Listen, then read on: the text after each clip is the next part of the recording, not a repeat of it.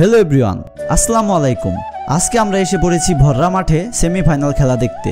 এই ম্যাচে অংশগ্রহণ করছে কাঞ্চনপুর বাইতপাড়া বনাম আয়াত আয়শা স্পোর্টিং ক্লাব।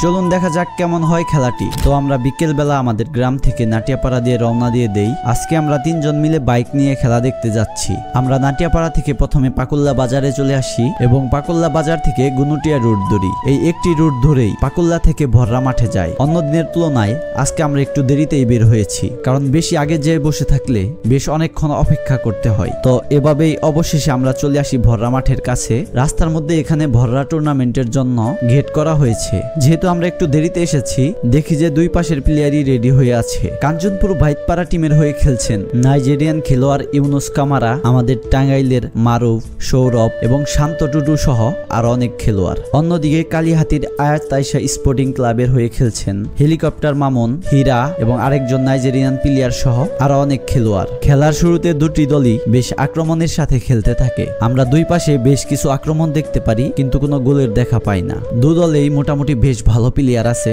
যার কারণে দুই পাশেই খেলা প্রায় সমান সমান হচ্ছে। কিন্তু খেলা শুরুর আগে দুপুরবেলা যে বৃষ্টি হলো, এই বৃষ্টির কারণে মাঠে আগে থেকেই পানি ছিল এবং আরো পানি জমেছে এবং কাদা পানির মাঠে খেলোয়াড়রা তাদের আসল খেলাটা খেলতে পারছে না। এভাবে বেশ কয়েকটা আক্রমণ এবং পাল্টা আক্রমণ চলতে থাকে। এর মধ্যে কাঞ্চনপুর বাইতপাড়া টিম একটি ফ্রি কিক পায় এবং ফ্রি কিক শটটি নেয় ইউনুস কামারা, কিন্তু এই ফ্রি কিকটি আহামরি কোনো ফলাফল নিয়ে আসতে পারে না। এরপরে আবারও রেগুলার খেলা চলতে থাকে। দুই দলই আক্রমণের চেষ্টা করে, কিন্তু কোনো ফলাফল আনতে পারে না। সৌরভ মারুফরা তাদের স্কিল দেখাতে থাকে, কিন্তু পানির কারণে এবং ডিফেন্ডারদের কড়া চাপে হেরে যায়। হাফ টাইমের কয়েক মিনিট আগে কাঞ্চনপুর বাইতপাড়া টিম আবারও একটি ফ্রি কিক পায় এবং সুন্দর একটি পজিশন থেকে ফ্রি কিক শটটি নেয় মারুফ। শটটিও ছিল দুর্দান্ত, কিন্তু কালীহাতির গোলকিপার অসাধারণ একটি সেভ দিয়ে দলকে গোলমুক্ত রাখে। এরপরে হয়ে যায় হাফ টাইম। এই হাফ টাইমে কোনরা মাঠের মতো এই ভররা মাঠেও আবারও নৃত্য পরিবেশন করে সেই চাচা। সবাই তার নাচ দেখতে ব্যস্ত ছিল এবং আশেপাশের বাড়ির মানুষ সহ মাঠে থাকা সকল দর্শক তার নাচটি ভিডিও করছিল।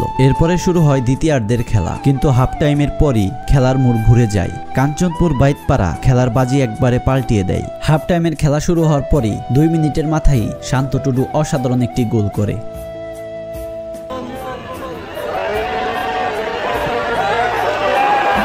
গোলটি খাওয়ার পরপরই দুই দলই আবারও আক্রমণের শুরু করে। প্রথমার্ধের তুলনায় দ্বিতীয়ার্ধে দুই দলে আক্রমণ তুলনামূলক বেশি হয়, কিন্তু এই আক্রমণগুলো ছিল গোলবারের আগ পর্যন্ত।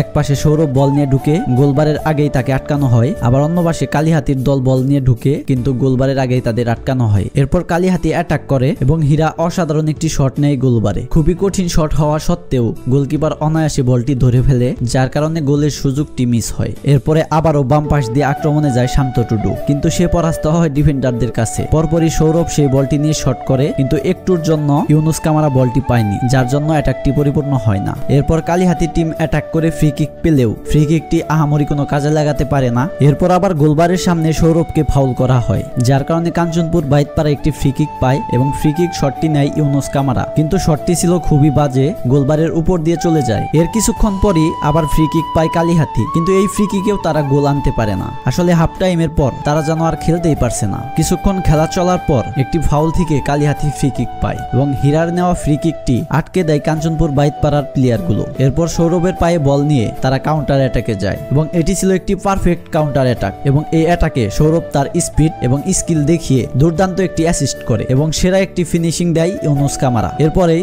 দলের দ্বিতীয় গোলের দেখা পায়।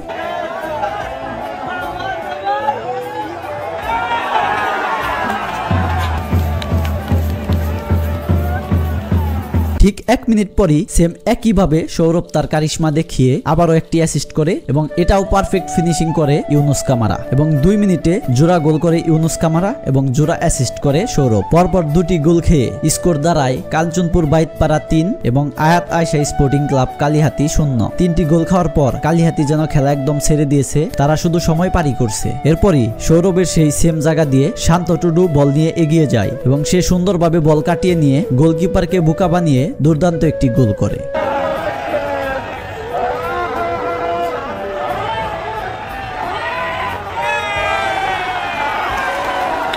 ঠিক আগের মতো এই গোল করার পরের মিনিটেই আবারও শান্ত টেডু সেম ভাবে বল নিয়ে যায় এবং বলটি অ্যাসিস্ট করে দেয় কামারাকে এবং কামারা ফিনিশিং দিয়ে গোল করে হ্যাটট্রিকও করে ফেলে। কিন্তু পরে জানা যায় গোলটি আসলে ছিল অফসাইড গোল। ইউনুস কামারা আগে থেকেই অফসাইড ছিল। এই অফসাইডের পরও আরো বেশ কয়েকবার অ্যাটাকে যায় কাঞ্চনপুর বাইতপাড়া এবং এরপরেও আবার দুটি বল গোল করার মতো পায়, কিন্তু দুটি বলই ছিল আবারও অফসাইড। তো এভাবেই খেলিয়ে বেরিয়ে খেলাটি শেষ হয়ে যায় এবং সেমিফাইনালে আয়াতাশা স্পোর্টিং ক্লাব কালিহাতীকে হারিয়ে ফাইনালে চলে যায় কাঞ্চনপুর বাইতপাড়া টিম। ভিডিওটি যদি একটুও ভালো লেগে থাকে তাহলে লাইক, কমেন্ট এবং বেশি বেশি শেয়ার করবেন। ধন্যবাদ।